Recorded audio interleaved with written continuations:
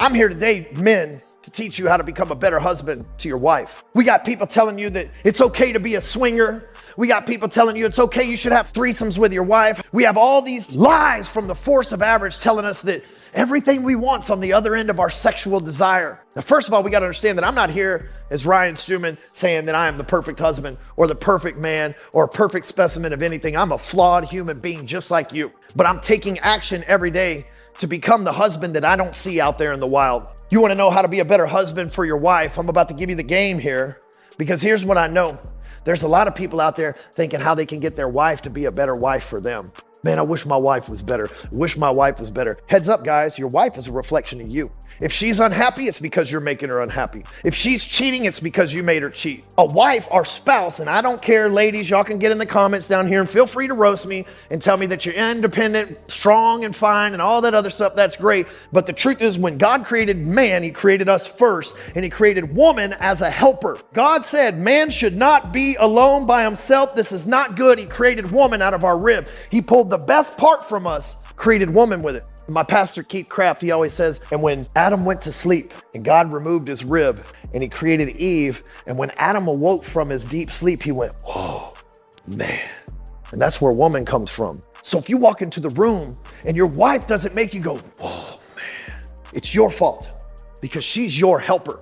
And just like if I'm a boss of a company and my sales team isn't doing any good, it's my fault because they're my helpers. If I run a company, my operations team is slipping, it's my fault because they're my helpers. So first, if you want to become a better husband to your wife, you have to realize that everything rises and falls on leadership. And men, no matter what she tells you, no matter what society tells you, because society will lie to you, you're the leader. They don't ask you who the woman of the house is, do they? They ask you who the man of the house is. They don't ask permission to marry your daughter from the mother. They ask from the father. You understand what I'm saying here? So if you want to become a better husband, first of all, you got to realize that she doesn't become a better wife until you become a better husband. If I come home every night, guys, I've lived this, okay? Mrs. Closer, before she was Mrs. Closer, was my girlfriend that we lived together, and I was scared to death to get married. I've been divorced before. I'm just be honest with you guys. Been divorced before, scared to get married, scared my heart was gonna get broke, scared she was gonna abandon me just like everybody else. So I'd start shit to run Amy off for years. Thank God she never left. Thank God she never left. But then Amy would be in a bad mood. It's a reflection of me. Amy would be frustrated, anxious because she's worried about me leaving. It's a reflection of me. She'd be stressed to the gills because she's like, man, does this dude love me? Does he hate me? Is he leaving? Is he staying? I don't know what's going on. So she is in a state of emergency because she's a reflection of my actions. In 2019, something life-changing happened to me. I was ejected from an ATV while drinking, landed on my head, broke my neck in 2 places in my arm. And you know what? I wasn't drunk. I'd only had 3 drinks. That's all it took that day. Had to be careful at it from Cotulla, Texas to San Antonio, Texas. They operated on me in an army base because we were on government land. It's a long story, another video. And when I woke up, my friends weren't there. My old family that adopted me wasn't there. My employees weren't there. It was my wife that got on that plane, rented that car, and got her ass there as soon as she could. I realized at that moment, if that woman, for all those years that I threatened to leave, she could have just said, this is the time I'm getting out of here. This motherfucker's about to be paralyzed. He ain't gonna be no good to me anymore. He ain't gonna make no money. I just fucking leave him alone. She could have packed up and left. She'd have had the right to. But when she showed up down there, it was a sign from God to me that this woman is the woman that I've dreamed about my whole life. I wrote a piece of paper explaining what my dream spouse would look like, explaining Amy months and months and months before I even knew that she existed, before I knew her, before I met her, before I ran into her. And I had worked my entire life to find this person, and I was about to fuck it up. Like, she better get her shit together. Fuck around with me. I'm a millionaire. I'm the man. I make money. I run shit. I'm a fucking boss. That's the shit that was in my head. It's probably in yours too. But here's what I know. When she showed up, I rededicated my life to that woman. So how do I become a better husband? At nighttime, we do something called family huddle. I ask every one of my kids, what's your praise for the day? What are they happy about? What was the most exciting part of their day? Then I ask every one of my kids what their prayers. Then my wife finishes, and then I actually do mine last and pray for everybody. My wife and I, we have date night every Wednesday for 9 years now. Last week was our 9-year anniversary. Every Wednesday for 9 years without fucking missing. If I'm gone on Wednesday, we doing date night on Thursday. Last week I was gone on Wednesday and Thursday. We did date night on Saturday. But it's non-negotiable. It doesn't have to be an extravagant date. Doesn't have to be a nighttime date. We don't have to stay out. My wife and I, we call it the AARP special. We show up about 5 o'clock to a restaurant. Here's the beautiful thing about 5 o'clock. Nobody's in a restaurant.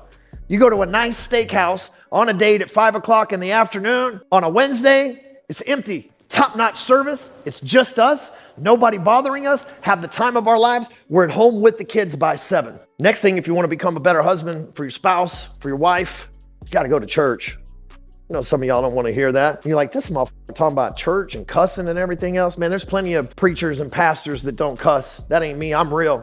If God knows my mouth, he knows my heart. I might as well let y'all know it too. But if we don't get centered in God first, then our marriage ain't going to matter. My friend, Pastor Keith Craft in Frisco, Texas, Elevate Life Church, he said when he met Sheila, his wife for 43 years, his girlfriend for almost 50 years at this point, when he met Sheila, the first thing that he said to her when he decided to get serious with her is he drew a triangle. And in the triangle at the top, he wrote God. Right side, he wrote Keith. The left side, he wrote Sheila.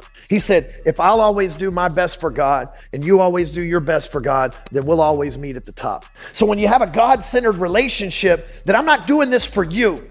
I'm doing this for God and you're the beneficiary of it. I'm doing this for my spot in heaven and you're the beneficiary of it. It makes it bigger than a marriage. I can get mad at Amy Stewman and want to leave her or want to hurt her or whatever the emotions that we have as men when a wife says some shit that's true and cuts us to the fucking bone. But I know that's not God's plan for us. God's plan is for her correction to give me the direction to be a better man of God, a better husband, and a better father to our kids. So if you want to be a better husband to your spouse, it's up to you to be a better husband. It's not up to your spouse or your wife to become better at their job.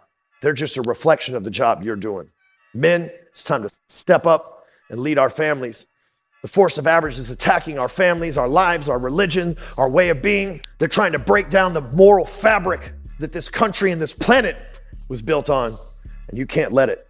So I'm calling you today to make a dedication. Go into the comments and say, I'm rededicating myself to my wife today. Let us know, put it out there, be accountable, make it public, and then go do the work.